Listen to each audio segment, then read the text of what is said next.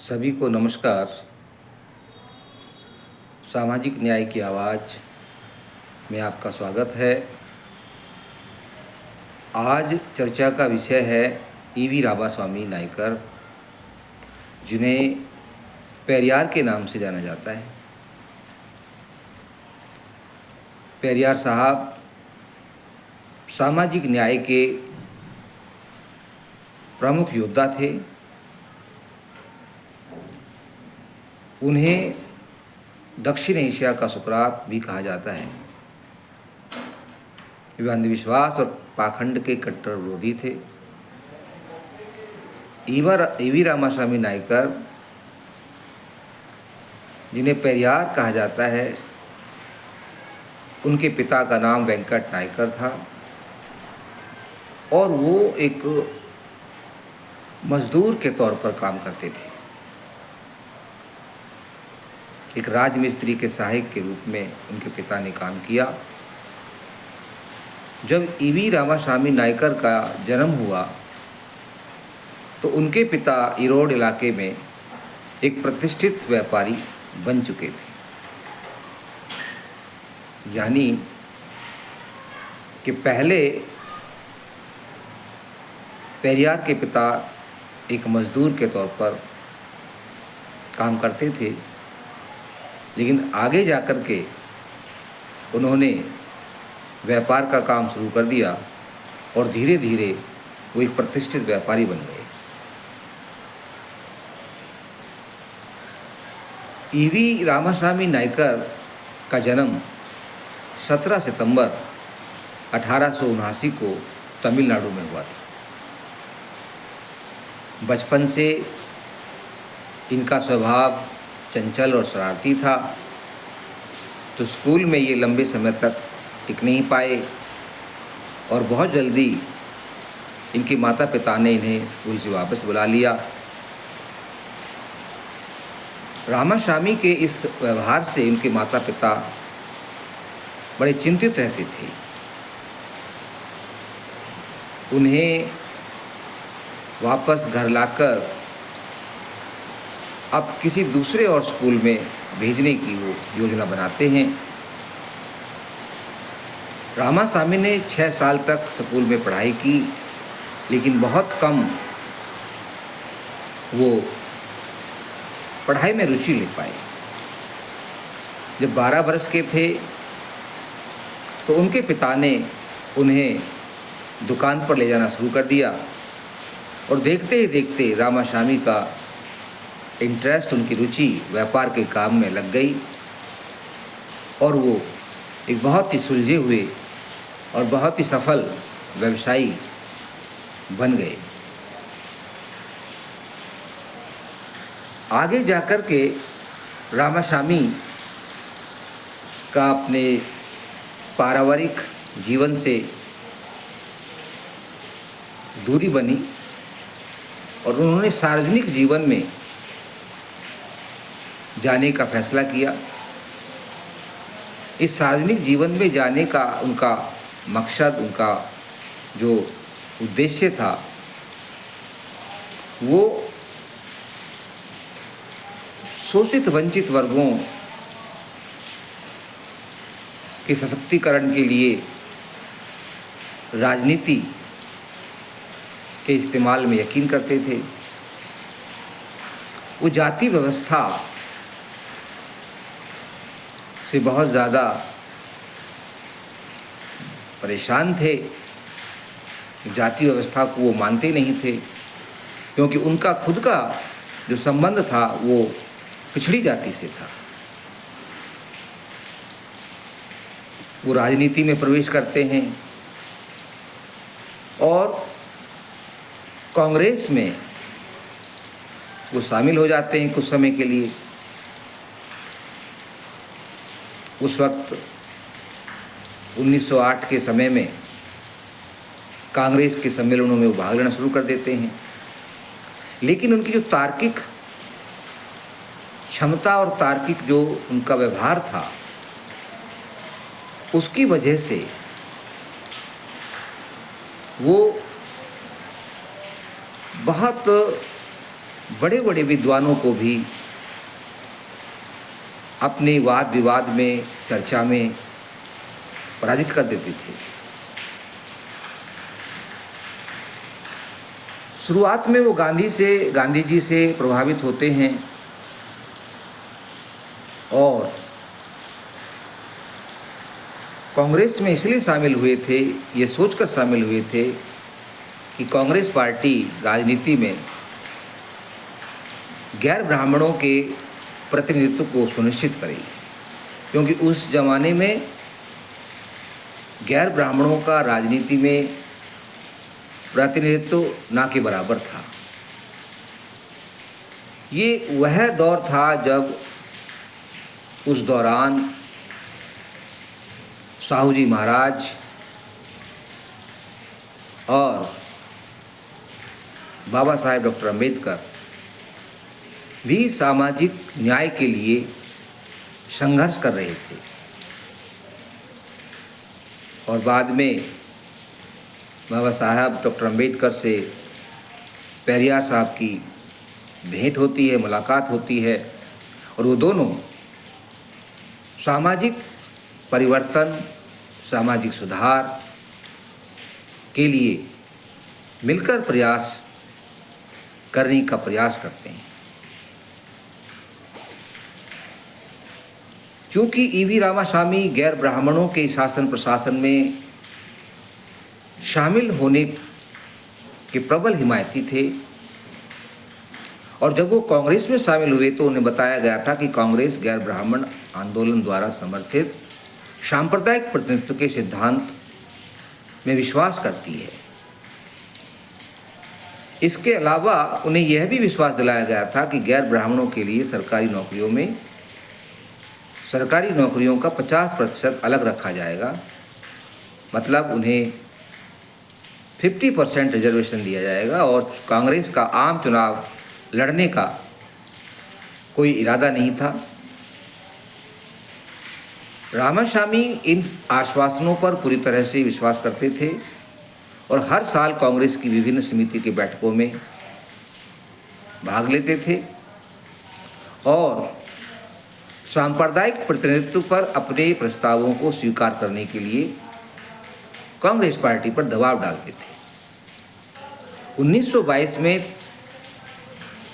तिरुचिरापल्ली में, 1923 में मद्रास में और 1924 में तिरुवन्नामलाई में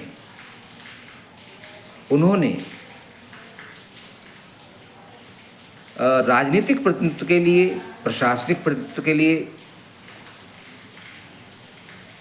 बहुत प्रयास किए। अंत में रामास्वामी का अर्थात पेरियार का कांग्रेस से मोहभंग हो जाता है। उन्हें लगा कि कांग्रेस सोचती कुछ है और करती कुछ है, इसलिए वो कांग्रेस से अलग हो गए और फिर उन्होंने अपनी एक अलग पार्टी बनाई जिसका नाम था जस्टिस पार्टी। वो जस्टिस पार्टी बनाते हैं और इस जस्टिस पार्टी के माध्यम से सामाजिक न्याय की लड़ाई को आगे बढ़ाते हैं और इसके साथ साथ राजनीतिक न्याय, आर्थिक न्याय की भी जबरदस्त पैरोकारी करते हैं। पेरियार का राजनीतिक जीवन और उनका सामाजिक न्याय के लिए संघर्ष का जीवन बहुत लंबा रहा, उनका योगदान बहुत विस्तृत रहा, लेकिन हम यहाँ पर उनके कुछ महत्वपूर्ण, अति महत्वपूर्ण जो योगदान है, जो उनकी खास भूमिका है, जिसके लिए उन्हें खास तौर से जाना जाता है, उसका यहाँ पर कुछ जिक्र करेंगे। तो पेरियार साहब ने कुछ महत्वपूर्ण आंदोलनों का नेतृत्व किया। उनके नेतृत्व में चलाए गए आंदोलनों में प्रमुख रूप से 3 महत्वपूर्ण आंदोलन थे। एक था ताड़ी की दुकानों के खिलाफ आंदोलन, क्योंकि ताड़ी एक नशीला पदार्थ होता है और इस नशीले पदार्थ को मजदूर, किसान, गरीब वर्ग के लोग इस्तेमाल करते थे, जिसका फ़ायदा शोषणकारी प्रवृत्ति के लोग उठाते थे और इस वजह से गरीब, शोषित, वंचित, पिछड़े लोगों का सामाजिक, आर्थिक और राजनीतिक उत्थान रुका हुआ था। तो इस नशे की लत, इस नशे के कारोबार को ख़त्म करने के लिए वो आंदोलन चलाते हैं, जिसे ताड़ी की दुकानों के विरुद्ध आंदोलन के नाम से जाना जाता है। 1921 में पेरियार ने तमिलनाडु की ताड़ी की दुकानों के खिलाफ एक जन आंदोलन का नेतृत्व किया। शराबबंदी के समर्थन में इसे प्रसिद्ध कल्लुकादई मरियाल कहा जाता था। ये तमिल भाषा का शब्द है, कल्लुकादई मरियाल। इस दौरान ईवी रामासामी ने पूरे राज्य में प्रचार कार्यक्रम शुरू किया।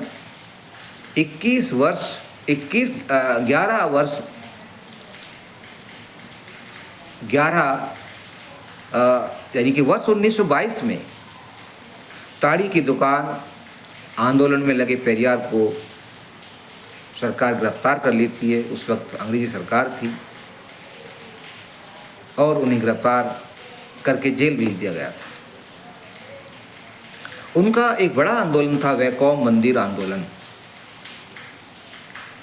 1923 में उन्हें तमिलनाडु कांग्रेस कमेटी का अध्यक्ष चुना गया। केरल में अछूतों द्वारा सड़क पार करने के संबंध में सख्त कानून थे। ये देखिए, जातिवादी भेदभाव, जाति आधारित घृणा, जाति आधारित अपमान की अपनी अलग अलग शक्लें, सूरतें भारत में रही। कहीं अछूतों के गले में हांडी लटका दी जाती थी, कमर में झाड़ू बांध दिया जाता था, कहीं महिलाओं के स्तन ढकने का अधिकार तक नहीं था और रास्तों में चलने का अधिकार नहीं था, तालाबों से पानी नहीं पी सकते थे। ऐसे ही केरल में भी एक बहुत सख्त कानून था और उस जमाने में अछूतों द्वारा सड़क पार करना अलाउड नहीं था। अछूतों को मंदिरों में भी प्रवेश करने की अनुमति नहीं थी। ये तो समस्या पूरे भारतवर्ष की थी और वो समस्या आज भी बनी हुई है कहीं कहीं, कि आज भी दलितों को, वंचित वर्ग के लोगों को मंदिरों में प्रवेश करने से रोका जाता है। खास तौर से अगर हम बात करें तो उड़ीसा जैसे राज्यों में, मध्य प्रदेश में, राजस्थान में, बिहार में, ये कुछ ऐसे राज्य हैं जहां अभी भी ऐसी घटनाएं घटती रहती हैं। केरल राज्य के एक छोटे से शहर जिसका नाम था वैकोम, उसमें फिर बाद में उसको और फिर दूसरे शहर का नाम था त्रावणकोर में, मंदिर क्षेत्र में और उसके आसपास अस्पृश्यता के सख्त कानून लागू थे। यानी कि मंदिर के आसपास कोई अस्पृश्य जा नहीं सकता था। ये वैकोम और त्रावणकोर जैसे शहरों की स्थिति थी, जो कि आज के केरल में स्थित थे। दलितों जिन्हें गांधी ने हरिजन नाम दिया और जिन्हें आज अनुसूचित जाति के नाम से जाना जाता है, और उसके आसपास की गलियों में और मंदिर की ओर जाने की अनुमति नहीं थी। इसके अंदर जाने की तो दूर बात है, यानी कि मंदिर के अंदर प्रवेश करना तो बहुत बड़ी बात थी। वो मंदिर के आसपास वाले जगह पर नहीं जा सकते थे, उसके गलियारों में नहीं जा सकते थे, उन रास्तों में नहीं जा सकते थे जो मंदिर की ओर जाते। इतनी क्रूरता थी जाति के नाम पर। 1924 में त्रावणकोर राज्य के वैकोम में एक मंदिर के बाहर कुछ सड़कों का उपयोग करने वाले अछूतों के सवाल पर काफ़ी भारी संघर्ष भी हुआ था, टकराव हुआ था। अछूत कुछ अड़ गए थे कि हम तो इस रास्ते का इस्तेमाल करेंगे, लेकिन जो तथाकथित उच्च जाति के लोग थे वो इसे कतई भी बर्दाश्त करने के हक में नहीं थे कि वो लोग उन रास्तों का इस्तेमाल करें। 1924 में त्रावणकोर राज्य के वैकोम में एक मंदिर के बाहर कुछ सड़कों का उपयोग करने वाले अछूतों के सवाल पर संघर्ष हुआ। ईवी रामास्वामी अपनी पत्नी के साथ 13 अप्रैल को वहाँ पर पहुँच जाते हैं वैकोम में, लेकिन उन्हें तुरंत ही गिरफ्तार कर लिया जाता है। ये 13 अप्रैल 1924 की बात है। त्रावणकोर में 1 महीने के लिए उन्हें कैद कर लिया गया। बाद में वो जब रिहा होते हैं तो वो अपनी रिहाई के बाद फिर से आंदोलन शुरू कर देते हैं। आंदोलन क्या था? वैकोम मंदिर प्रवेश आंदोलन। फिर उन्हें फिर से गिरफ्तार कर लिया गया और इससे उन्हें 6 महीने की सजा मिली।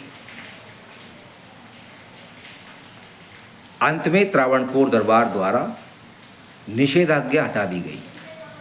फिर जब लगातार बार बार बिना डरे निर्भीकता से ईवी रामास्वामी नायकर साहब अर्थात पेरियार साहब जब लगातार आंदोलन कर रहे थे और वो इस बात पर अड़ गए कि हम इन रास्तों को अछूतों के लिए भी खुलवा के रहेंगे, तो फिर वहाँ का जो त्रावणकोर दरबार था, यानी कि वहाँ जो रियासत थी त्रावणकोर, उस त्रावणकोर ने, दरबार ने अर्थात राजा ने फिर वो प्रतिबंध हटा दिया कि भाई अब किसी को भी कहीं मंदिर वाले रास्तों में या सड़कों पर नहीं रोका जाएगा। ईवी रामास्वामी की बहुत प्रशंसा हुई इस बात को लेकर के, क्योंकि उनका आंदोलन सफल हुआ और उन्हें वैकोम वीरन, यानी वैकोम का वीर के नाम से एक खिताब दिया गया और वाइकोम के नायक की भी उपाधि उन्हें दी गई। तो ये उनका दूसरा बड़ा आंदोलन था, वैकोम मंदिर प्रवेश आंदोलन। अब उनका जो तीसरा बहुत ही महत्वपूर्ण और सबसे महत्वपूर्ण जो आंदोलन है वो है स्वाभिमान आंदोलन, जिसे सेल्फ रेस्पेक्ट मूवमेंट के नाम से भी जाना जाता है। इसके नाम से ही स्पष्ट है कि ये शोषितों, वंचितों, पिछड़े लोगों को और महिलाओं को भी स्वाभिमानी बनाना चाहते थे और उनके सेल्फ रेस्पेक्ट के लिए कि वो एक गरिमामय जीवन जिए, एक सम्मानजनक जीवन जिए, इस लायक वो बने, ये ईवी रामास्वामी नायकर की सोच थी, उनका ये दृष्टिकोण था। और यही दृष्टिकोण बाबा साहेब डॉक्टर भीमराव अंबेडकर का भी था। तो डॉक्टर अंबेडकर, शाहू जी महाराज, ज्योतिबा फुले और ईवी रामास्वामी नायकर अर्थात पेरियार, ये वैचारिक रूप से समान सोच रखते थे। सामाजिक क्रांति, सामाजिक परिवर्तन, सामाजिक सुधार के ये महान पुरोधा थे। तो स्वामी रामास्वामी नायकर ने स्वाभिमान आंदोलन चलाया। पेरियार साहब दिसंबर 1922 में एक जो है गैर ब्राह्मण के दबाव में, जो कि वीवीएस अय्यर थे जिनका नाम, वो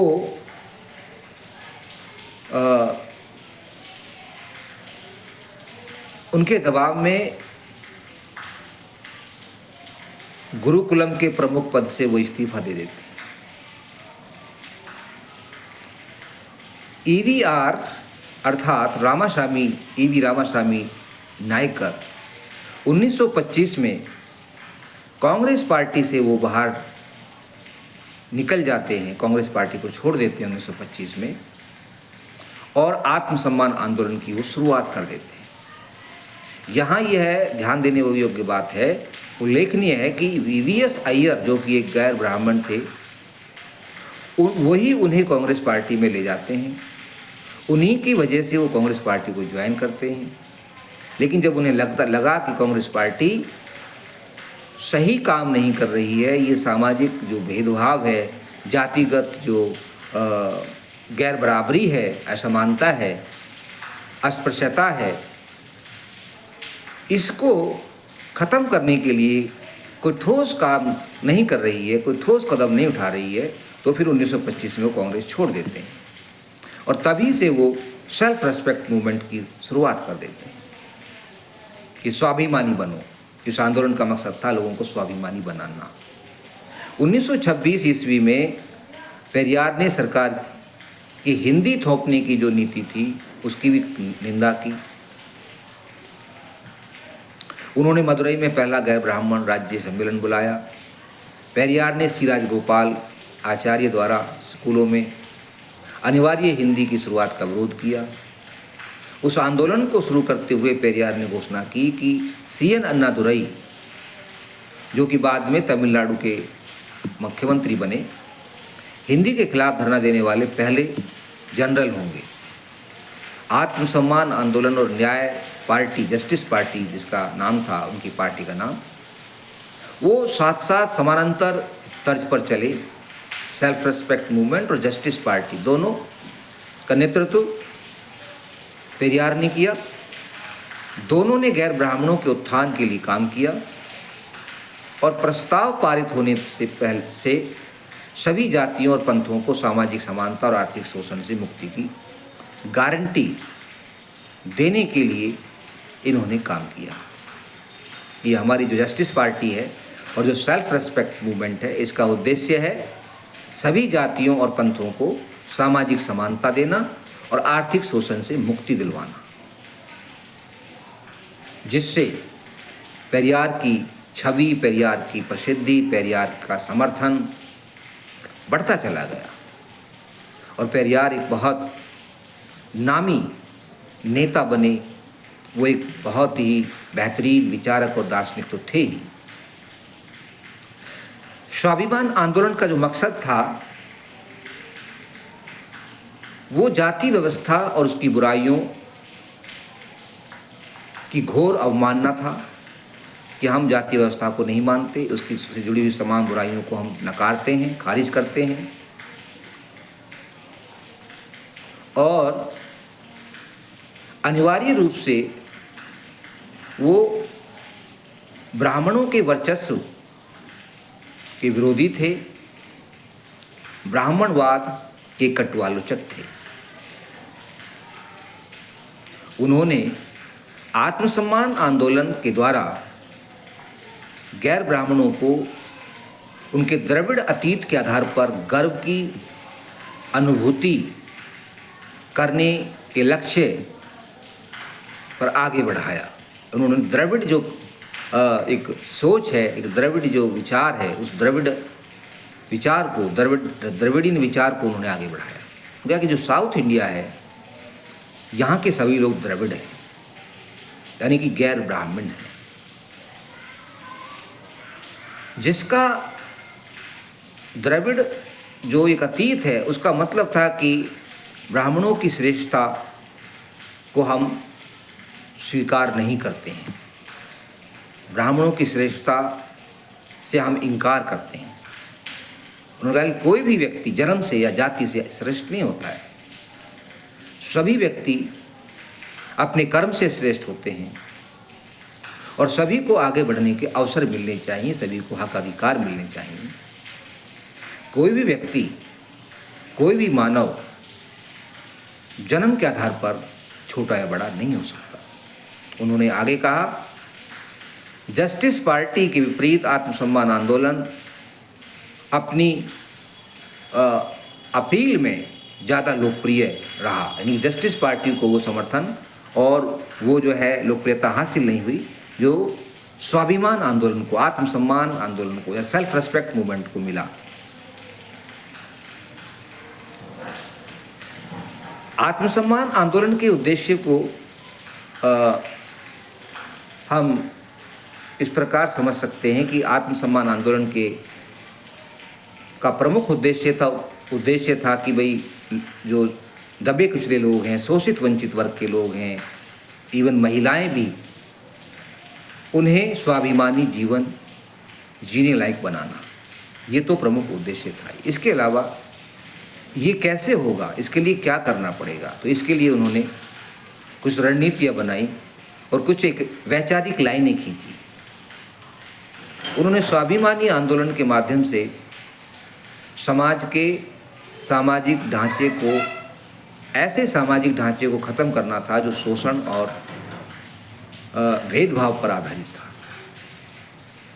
दूसरा, सभी लोगों के लिए समान अवसर प्राप्त करवाना भी स्वाभिमानी आंदोलन का उद्देश्य था कि सभी लोगों को इक्वल अपॉर्चुनिटीज़ मिलनी चाहिए आगे बढ़ने के लिए। देखिए, ये बात उस समय हो रही है, 1920 का जो दशक है उसमें ये बातें चल रही हैं। और उसके अलावा ये बातें फिर आगे तक चलती हैं और इन्हें बाद में भारत के संविधान में भी जगह दी जाती है। तो भारत का संविधान अनुच्छेद 16 में सभी लोगों को इक्वल अपॉर्चुनिटी देने का अधिकार देता है। सभी लोगों को समान अवसर मिले, इसके लिए यह भी स्वाभिमानी आंदोलन का उद्देश्य था। स्वाभिमानी आंदोलन का एक प्रमुख उद्देश्य था छुआछूत की समाप्ति, छुआछूत को पूरी तरह से मिटाना, एबोलिशन ऑफ अनटचेबिलिटी, ये भी स्वाभिमानी आंदोलन का मुख्य उद्देश्य था। और छुआछूत को मिटा करके भाईचारे और भाईचारे पर आधारित एकजुट समाज को स्थापित करना, कि भारत में एक समतामूलक समाज बने जो भाईचारे के ऊपर आधारित हो, जो बंधुत्व के सिद्धांत पर चले। ये देखिए कितने महत्वपूर्ण विचार के लिए, कितने महत्वपूर्ण उद्देश्यों के लिए पेरियार साहब संघर्ष कर रहे थे। उनका एक और मकसद था अनाथों और विधवाओं के लिए घर स्थापित करना, यानी अनाथालय बनाना या विधवा गृह बनाना, क्योंकि विधवाओं की स्थिति बड़ी खराब थी। विधवाओं को ऐसे ही छोड़ दिया जाता था, उन्हें अपने ऊपर, उन्हें उनके हाल पर छोड़ दिया जाता था कि वो कहीं जाएं, कहीं मरें, कुछ भी करें, और उनकी स्थिति शोषित वंचित लोगों से भी बड़ी दयनीय होती थी। वो कहीं ना तो जा सकती थी, ना कहीं रह सकती थी। वो ऐसे ही एक भिखारी जैसा जीवन उन्हें व्यतीत करना पड़ता था। तो उनके लिए, अनाथों के लिए, विधवाओं के लिए घर स्थापित करना इस स्वाभिमानी आंदोलन का उद्देश्य था। अगला इसका उद्देश्य था लोगों को नए मंदिर, मठ या क्लोराइट या वैदिक स्कूल बनाने से हतोत्साहित करना, क्योंकि उस वक्त ये परंपरा थी कि भाई हमें मठ बनाने चाहिए, मंदिर बनाने चाहिए, वैदिक स्कूल स्थापित करनी चाहिए। क्योंकि जो परंपरागत विचारधारा या दक्षिण पंथ को जो मानने वाले लोग थे, वो इन्हीं बातों के ऊपर ज़्यादा बल देते थे कि मंदिर, मठ, वैदिक स्कूल, इनको बनाने से उनकी जो एक सांस्कृतिक विरासत है, उनका जो सांस्कृतिक वर्चस्व है, वो वर्चस्व जस का तस बना रहे, उसमें कोई बदलाव नहीं आए। तो ये मठ, मंदिर, वैदिक स्कूल, ये उनके टूल थे, ये उनके एक तरह से कह सकते हैं कि उनके यंत्र थे कि इनका इस्तेमाल करके वो कैसे अपने वर्चस्व को हमेशा हमेशा के लिए बना सकते हैं।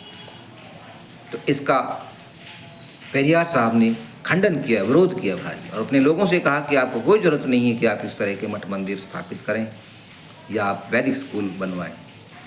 आप मॉडर्न स्कूल बनाइए, अंग्रेजी पढ़िए, तमिल पढ़िए और आधुनिकता का जीवन जिए, आधुनिक विचारों को अपनाएं। वैज्ञानिक सोच को अपनाएं, तार्किकता के साथ जीवन जिएं, अंधविश्वास और पाखंड से दूर रहें, ऐसा संदेश और जो था वह है पेरियार साहब का अपने अनुयायियों या समर्थकों के लिए होता था। पेरियार साहब का साफ कहना था कि हमें जाति को ख़त्म करना है और जाति ख़त्म करने के लिए सभी लोगों को अपने नाम के साथ लगा जाति सूचक जो शब्द है या जो सरनेम है या टाइटल है वो छोड़ देना चाहिए।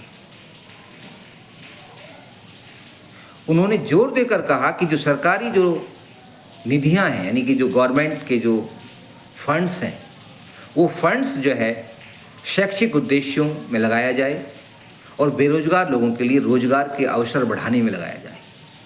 ये कितनी क्रांतिकारी, कितनी आधुनिकता से भरी हुई उनकी सोच थी।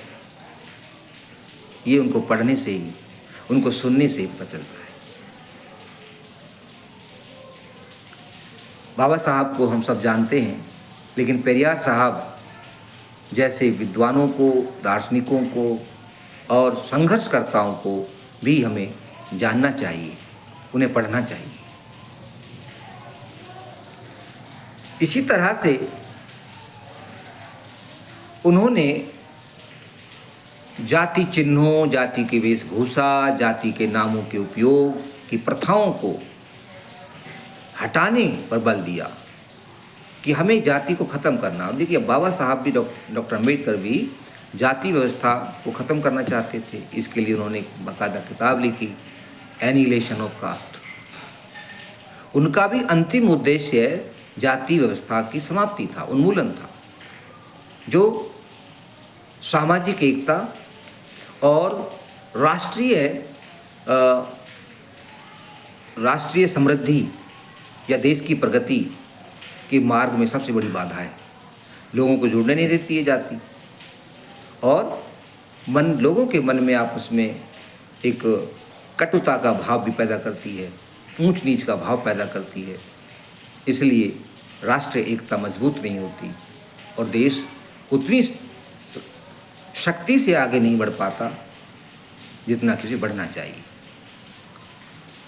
स्वाभिमानी आंदोलन के तहत उन्होंने समाज के विवाह और अन्य समारोह में, जैसे विवाह एक समारोह होता है, उसके अलावा अन्य दूसरे जो हमारे सामाजिक समारोह होते हैं, उनमें उन्होंने ब्राह्मण पुजारियों को नियुक्त करने की प्रथा को समाप्त करना शुरू कर दिया,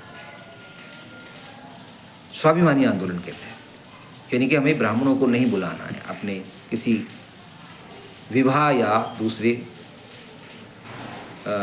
कार्यक्रमों। आत्मसम्मान आंदोलन के अंतर्गत पेरियार साहब ने तलाक, विधवा पुनर्विवाह और अंतरजातीय विवाह से संबंधित कानूनों को सरल बनाने का भी समर्थन किया। यानी वो चाहते थे कि भाई तलाक का जो कानून है वो भी सरल होना चाहिए, ताकि महिलाओं को उसका लाभ मिल सके,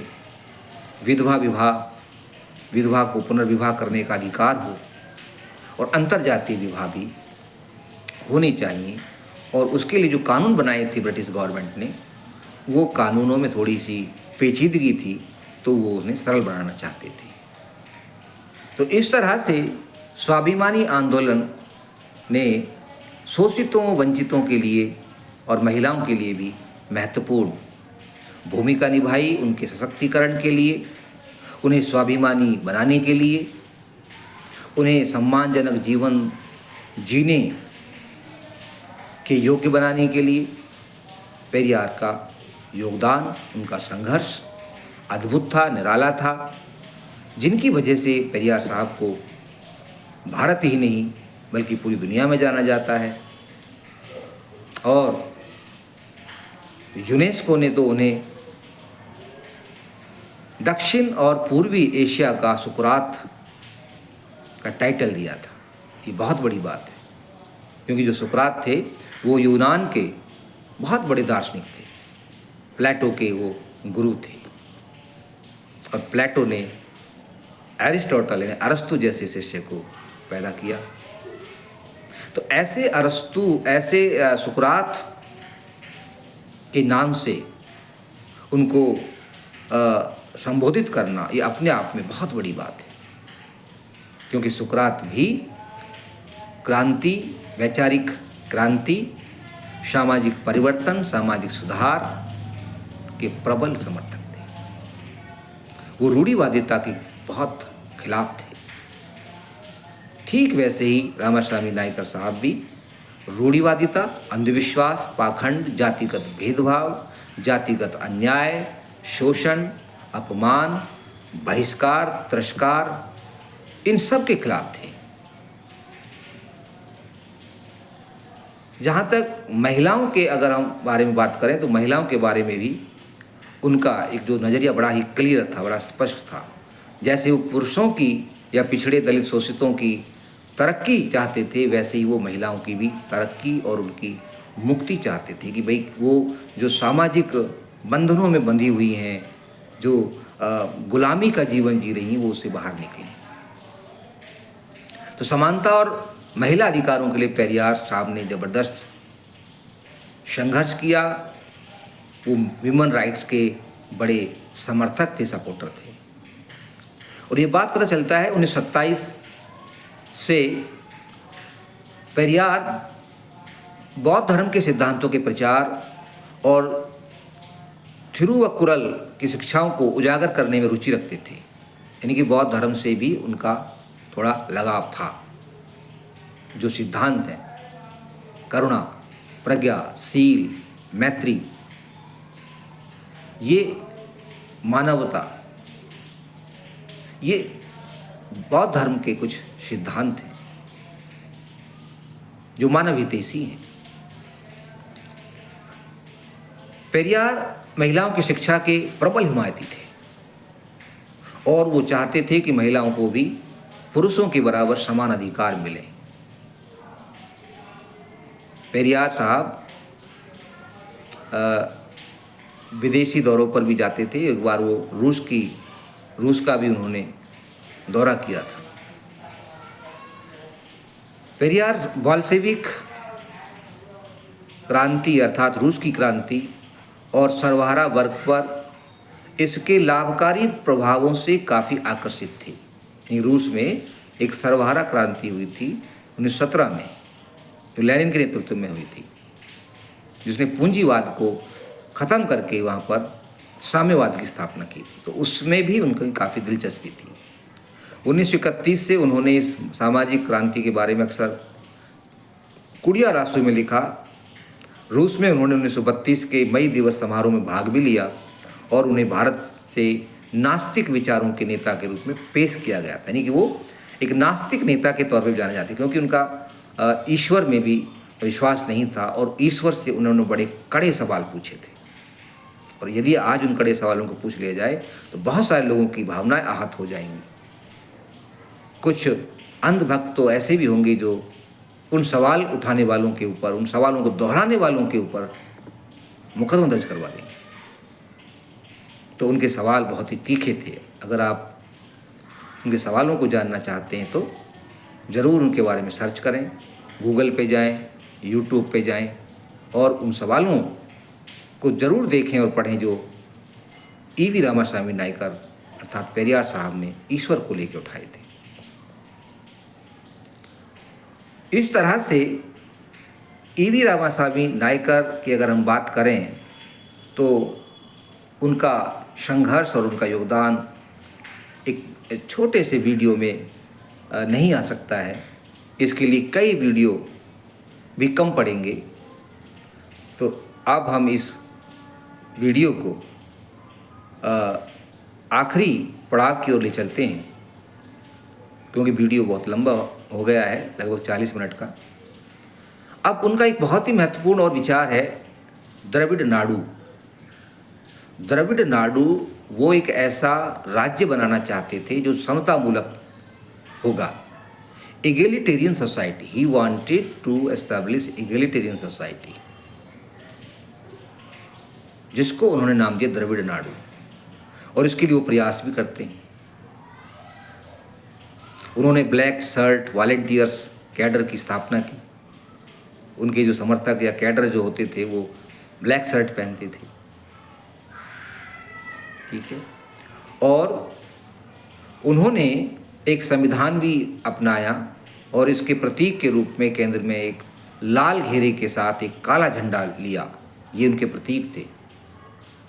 काला उन अभावों और अपमानों का प्रतिनिधित्व करता था जिनके लिए द्रविड़ों को हिंदू धर्म परिवेश के अधीन किया गया था। यानी कि वो साउथ इंडिया के ऊपर नॉर्थ इंडिया के वर्चस्व और प्रभुत्व के खिलाफ थे।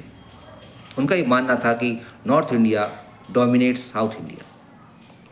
रेड लोगों के बीच अज्ञानता और अंधविश्वास को दूर करने, और जो रेड कलर है उस झंडे में, वो अज्ञानता और अंधविश्वास दूर करने और उन्हें भौतिक और मानसिक रूप से सभी प्रकार के शोषण, विशेष रूप से सामाजिक और सांस्कृतिक से मुक्ति दिलाने के दृढ़ प्रयासों के लिए खड़ा था।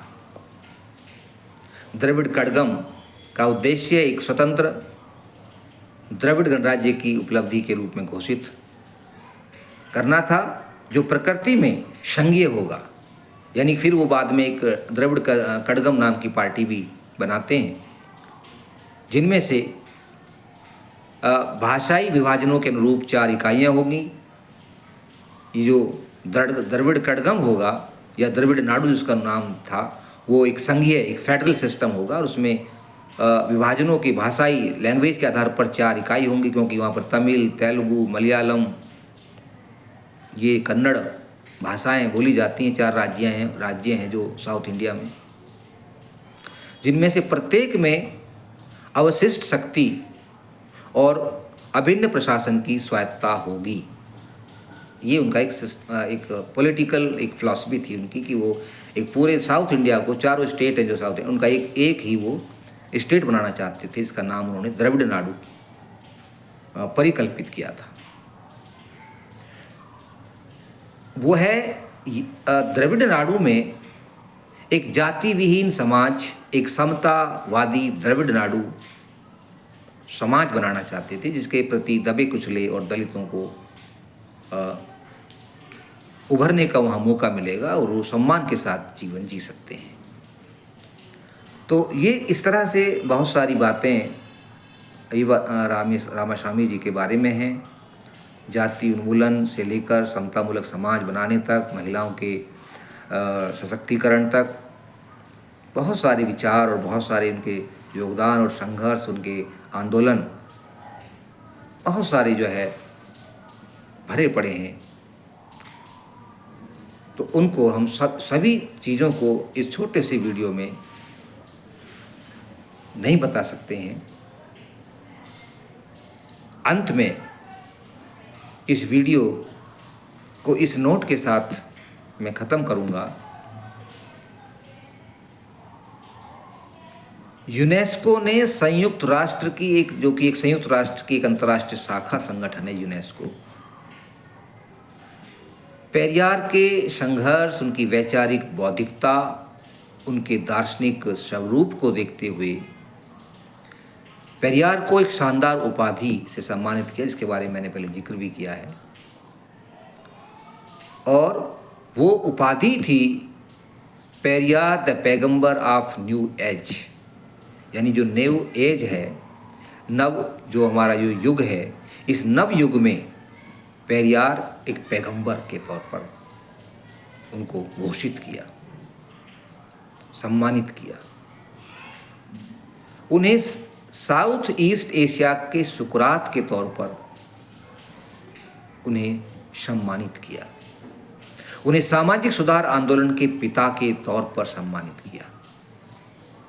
उन्हें अज्ञानता, अंधविश्वास, अर्थहीन रीति रिवाज और निराधार शिष्टाचार के कट्टर दुश्मन के रूप में भी पढ़ा जाता है पेरियार साहब को, कि वो अंधविश्वास और अज्ञानता के बहुत बड़े कटु आलोचक रहे हैं। यूनेस्को ने जो ये उपाधियाँ दी हैं, उन्हें ये 1970 के दशक में दी थी। इस तरह से पेरियार साहब सामाजिक समानता और गरिमा, सामाजिक समानता और मानवीय गरिमा के प्रबल पैरोकार थे और वो अपने अंतिम समय तक, अपनी अंतिम सांस तक वो इस लक्ष्य को पाने के लिए लड़ते रहे। और अंत में 19 दिसंबर 1973 को वो त्यागराज नगर, जो कि चेन्नई में है, एक अपनी अंतिम बैठक में वो भाग लेते हैं। और पेरियार ने यहाँ सामाजिक समानता और गरिमा प्राप्त करने के लिए लोगों को प्रेरक रूप से आह्वान किया, संबोधित किया लोगों को। लेकिन अगले ही दिन वो बीमार पड़ गए और 24 दिसंबर 1973 को उन्होंने अंतिम सांस ली, अर्थात उनका निधन हो गया, उनका परिनिर्वाण हो गया। तो इस तरह से इस सामाजिक न्याय के योद्धा और समतामूलक दार्शनिक,